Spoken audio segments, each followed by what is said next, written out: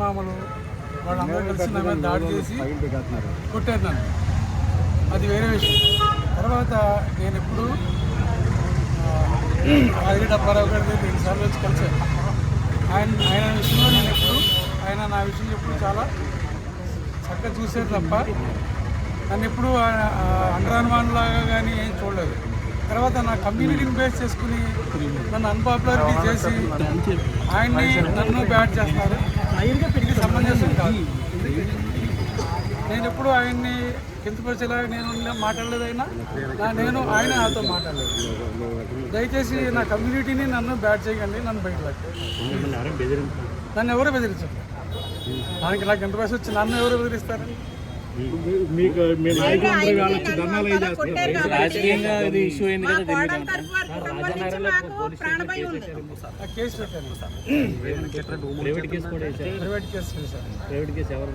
వాళ్ళ బంధువుల మీద వేశాను. ఎస్సీ కేసు ఏం జరిగింది? నన్ను కొట్టారని వేశానండి. రమాదేవి అనే ఆవిడ మీద కూడా కేసు వేశారు. రమాదేవి కుటుంబ గొడవలు మేము కోర్టులో తేల్చుకుంటామండి. రమాదేవి ఎవరండి? రమాదేవి ఎవరో మాకు తెలియదు. నాకు మీకు ఫోన్ పే చేసినట్టు కదా మేడం, ఆ రోజు ఫోన్ పే డీటెయిల్స్ చూపించారు. అది ఎలా వచ్చిందో అది ఎంక్వైరీ చేయండి ముందు. ఇప్పుడు అప్పారావు గారు పిలిపించారా? ఇక్కడ మీరు వచ్చారా? మా బ్యాంక్ స్టేట్మెంట్లు తెస్తుంది కదా, ఎలా వస్తున్నాయి ఆ అమ్మాయి. అప్పారావు గారు ఇక్కడ పిలిపించారా? మీరు వచ్చారా?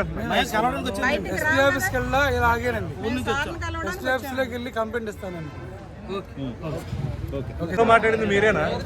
అసలు నేను మాట్లాడలేదండి. ఆయనతో ఫోన్ మాట్లాడవలసిన అవసరం నాకు లేదు, ఆయనకి లేదు.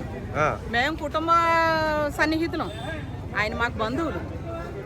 నేను ఆయన్ని ఈరోజు తెలియడం వల్ల నేను పలకరించడానికి వచ్చానండి. నేను అంటే ఒక మాట చెప్పేసి ఎస్పీ ఆఫీస్కి వెళ్ళి నేను కంప్లైంట్ ఇస్తానండి.